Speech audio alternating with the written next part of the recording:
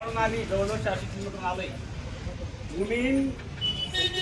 भूमिहीन ज्याच्याकडे एक एकर जमीन नाही अशा शेतमजुराचा मुलगा पोट भरण्यासाठी पुण्यामध्ये आला होता.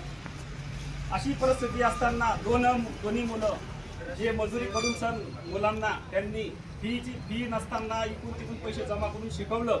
आज दोघं मुलं त्यांच्या हातामध्ये आले होते. पण या हॉटेलच्या चुकीच्या धोरणाने आणि त्याच्यावर चुकीचा आरोप लावल्याने त्याच्याकडून हे सहन न झाल्यामुळे तो एक मुलगा निरागस होता. वय 22 वर्ष होतं. त्याने अजून जग बघितलं नाही होतं.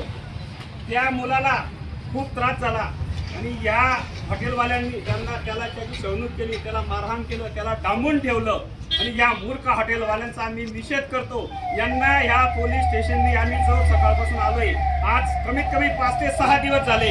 हे ते धनलाढ्य मोठे श्रीमंत असल्यामुळे पोलिसांनी त्यांना आतापर्यंत एकालाही विचारपूस झालेली नाही, एकालाही अटक झाली नाही. त्याच्यामुळे आम्ही या पोलीस स्टेशनचा आणि त्या हॉटेलवाल्याचा तीव्र निषेध करतो. पोलिसांनी तात्काळ त्याला अटक नाही केली. हा विषय विधानसभेपर्यंत जाईल म्हणजे जाईल. त्यांना त्वरित अटक करावा.